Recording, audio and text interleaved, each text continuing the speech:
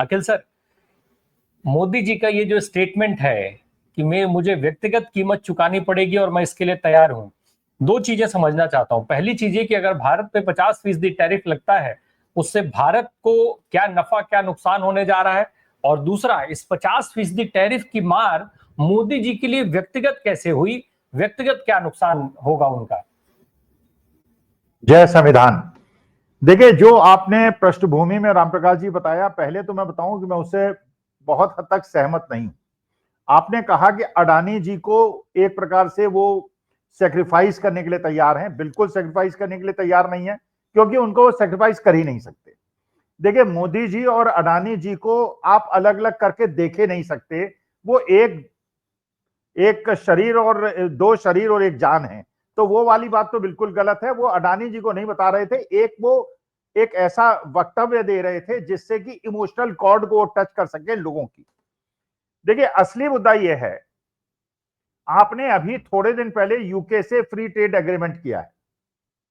UK से free trade agreement क्यों किया, पहले तो इसका जवाब दीजिए। सारे गोदी मीडिया ये दिखा रहे थे, सारे गोदी मीडिया दिखा रहे थे कि अब हमें मौका मिलेगा, हम यूके में सामान भेजेंगे। ये नहीं सोच रहे थे कि ईस्ट इंडिया कंपनी जैसे हमारे देश के अंदर घुसी थी।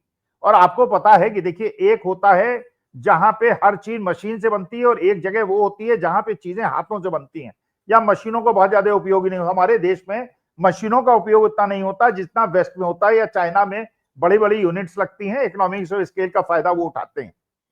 मानी बात है, यूके से जब आपने खोला, अमेरिका वही चाह रहा है। अमेरिका आपसे फ्री ट्रेड एग्रीमेंट चाह रहा है, क्योंकि उसकी कॉस्ट ऑफ प्रोडक्शन कम है, क्योंकि उसकी इकोनॉमिक पोजीशन आपसे बेटर है, इसलिए वो चाहता है फ्री ट्रेड एग्रीमेंट कर लीजिए, और उसके बाद अमेरिका अपना पूरा माल हिंदुस्तान के अंदर ठोक दे। और उसके बाद यही ऑस्ट्रेलिया चाहता है, यही बाकी देश चाहते हैं, क्योंकि हमारे देश की जो सबसे बड़ी ताकत है वो ये है, हमारे पास एक बड़ी इकोनॉमी है, एक बड़ा पॉपुलेशन है, और उस पॉपुलेशन का अगर 15% आदमी भी खरीदने की स्थिति में है, तो वो आप समझिए 15% का मतलब होता है 22 करोड़ लोग। और 22 करोड़ लोग फ्रांस में, यूके में, जापान में, ज्यादातर देशों में 22 करोड़ की टोटल जनसंख्या नहीं है। और हमारे यहाँ वो पॉपुलेशन है जो आज के तारीख में 80 करोड़ तो निकाल दीजिए 5 किलो अनाज पे, बाकी लोगों को निकाल दीजिए। 80% लोग ऐसे हैं जो 20,000 रुपए से कम कमाते हैं, लेकिन 20,000 रुपए से ज्यादा कमाने वाले भी 20% है। इसका माने एक बड़ी जनसंख्या है जिसको फ्रांस भी अटैक करना चाहता है, यूके भी करना चाहता है, अमेरिका भी करना चाहता है। यूके के लिए आपने दरवाजे खोल दिए। वो आप पे टैरिफ केवल इसलिए लगा रहा है, बढ़ा रहा है, घटा रहा है, वो आपसे चाहता है ट्रेड डील। और ट्रेड डील में वो चाहता है कि अपना माल आपके यहां भेज दे। अच्छा, अडानी जी का अगर, और ये देखिए उनके पास एक ट्रम्प कार्ड है।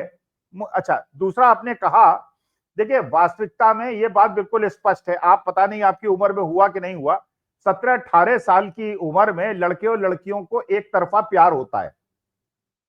मोदी जी को 70 साल की उम्र में एक तरफा प्यार हो गया। उन्होंने कह दिया Donald Trump is my best friend. अच्छा, डोनाल्ड ट्रंप ने तो ये कहा नहीं, उन्होंने तो केवल इसलिए कहा था कि ये मोदी जी को एक नैरेटिव बनाने का मौका मिल जाए कि विश्व मेरा डंका बल्ला है। वो जाके चीन के राष्ट्रपति को झूला झुलाए आए, बिरयानी खाया है, पाकिस्तान के साथ जाके, अमेरिका के साथ जाके उन्होंने वहां जाके उनकी कन्वेंसिंग कर दी। देखिए, डोनाल्ड ट्रंप जो है अमेरिका का प्रेसिडेंट है, उसे अमेरिका के हितों में काम करना है।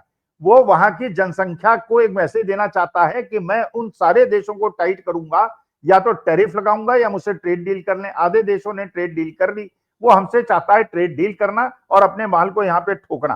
अब मोदी जी जा रहे हैं 30 तारीख को चाइना। अरे आप सोचिए, जिस चाइना ने पाकिस्तान के साथ खड़ा रहा ऑपरेशन सिंदूर के अंदर, पहले आपका दोस्त कौन था? अमेरिका। उसके पहले आपका दोस्त कौन था? रूस।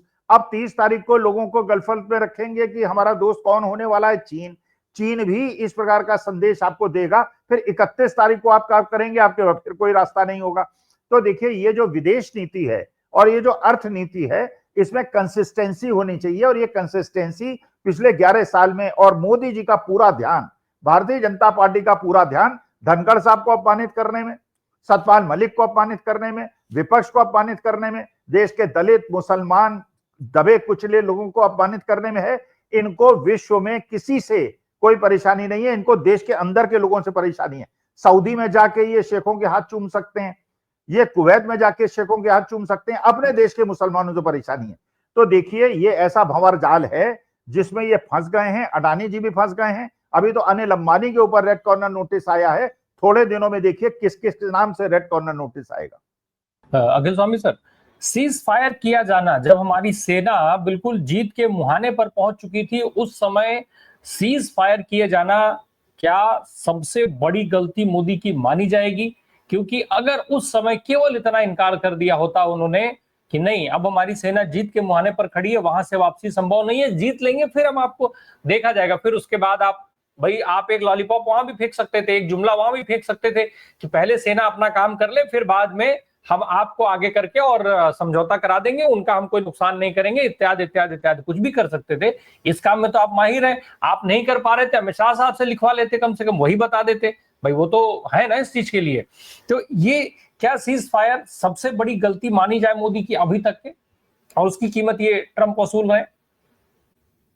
जय राम प्रकाश जी, इस प्रश्न का जवाब देने से पहले जो दो मुद्दे अभी डिस्कस हो रहे हैं उस पर मेरे को बोलने की अनुमति दीजिए। देखिए, आप किसी भी बड़ी ऑर्गेनाइजेशन, किसी बड़े मंत्री, कैबिनेट मिनिस्टर और प्रधानमंत्री से अगर इनाम लेना चाहें और एक अवार्ड लेना चाहें, 10 लाख रुपए के खर्चे का इंतजाम करें, आपको 10,000 रुपए का इनाम मिलेगा, 5 स्टार होटल में एक पार्टी होगी और आप फोटो खिंचाएंगे प्रधानमंत्री और मंत्री के साथ, और आप भी खुश हो जाएंगे, अपने मोहल्ले में जाके दिखाएंगे और वो भी 9 लाख रुपए कमा लेगा, क्योंकि 10,000 का इनाम देगा, 10 लाख रुपए आपसे ले लेगा। जिस दिन कहिए इस तरह के इनाम की व्यवस्था मैं आपकी करा देता हूं। नंबर 2, देखिए, एक बहुत गलत नैरेटिव में हम लोग चल रहे हैं और ये वास्तविकता में इसमें सुधार की आवश्यकता है। कल मैं गोदी मीडिया की एक एंकर को, जिनका सरनेम मोदी है, उनको कहते हुए सुना कि अमेरिका की अर्थव्यवस्था बर्बाद हो जाएगी। देखिए, मूर्खतापूर्ण बातें हमें नहीं करनी चाहिए। पहली बात तो यह, अमेरिका की अर्थव्यवस्था से हमें कोई लेना देना नहीं, हमको भारत की अर्थव्यवस्था से लेना देना है। देखिए, जब कंपैरेटिव टैरिफ होते हैं उसको जरा गंभीरता से समझिए। अगर हम पे टैरिफ लगाया 50% और ताइवान में, हांगकांग में, आपके वियतनाम में, साउथ कोरिया में टैरिफ लगाया कम, अब क्या स्थिति है देखिए। यह बात सही है कि हम फार्मास्यूटिकल का रॉ मटेरियल चाइना से मंगाते हैं, मास प्रोडक्शन करते हैं और टैरिफ ना होने की वजह से हम सही कम दाम पे अमेरिका को बेचते हैं। जिस दिन ये ताइवान को, साउथ कोरिया को पता चलेगा कि उनके लिए अमेरिका में टैरिफ कम है और हमारे लिए टैरिफ ज्यादा है, 6 महीने के अंदर कैपेसिटी क्रिएट कर देंगे, 6 महीने के अंदर कैपेसिटी क्रिएट कर देंगे। ये डेवलप्ड नेशंस की खासियत है, जब वहां पे डिमांड क्रिएट हो जाती है और सप्लाई कंस्ट्रेंट आ जाता है, वो 6 महीने के अंदर सप्लाई क्रिएट करते हैं, हमको 3 साल लगते हैं। भारतवर्ष को सप्लाई क्रिएट करने में 3 साल लगते हैं, and they are so fast. वो इतनी जल्दी सप्लाई क्रिएट करेंगे। असली मुद्दा यह है कि अमेरिका ने, डोनाल्ड ट्रंप ने मैसेज क्या दिया है? मैसेज उसने ये दिया है कि भारतवर्ष सबसे बड़ा, ब्राजील के अलावा भारतवर्ष एक ऐसा देश है जिसको मैं हेट करता हूं, और आप खुश हो रहे हैं कि अमेरिका बर्बाद हो जाएगा, अमेरिका की अर्थव्यवस्था बर्बाद हो जाएगी। उसकी कोई अर्थव्यवस्था बर्बाद नहीं होगी, दूसरे देश सप्लाई करने लगेंगे। अगर चाय पे हमारी, मान लीजिए हम चाय एक्सपोर्ट करते हैं, बांग्लादेश भी करता है और चाइना भी करता है, हमारा टैरिफ ज्यादा है, उनका टैरिफ कम है, वो चाइना और बांग्लादेश अपनी चाय बेच देंगे, हमारी चाय यहीं धरी रह जाएगी, हमारे चाय उत्पादक खत्म हो जाएंगे। अगर आप फिशरी के प्रोडक्ट्स वहां बेचते हैं, यही बांग्लादेश बेचता है, यही चाइना बेचता है, उनके टैरिफ कम होंगे, आपके टैरिफ ज्यादा होंगे, वो एक्सपोर्ट कर देगा, आप रह जाएंगे। तो ये गलतफहमी ना पालें कि, और ये खुश होने के एक तरीके होते हैं कि मेरी एक कम से कम 2 आंख फूटी, लेकिन पड़ोसी की एक आंख फूट गई।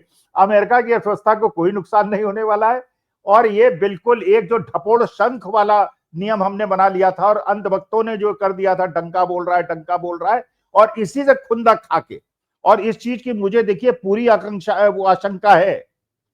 जब ये 30 तारीख को चाइना जाएंगे, शी जिनपिंग इनसे नहीं मिलेगा, अपने डिप्टी से इन्हें मिलवा देगा, फिर ये किसके पास जाएंगे? फिर युगांडा जाके 20 लाख रुपए उनको देंगे, 10,000 रुपए का इनाम लेके, और अनबख्त हल्ला करेंगे।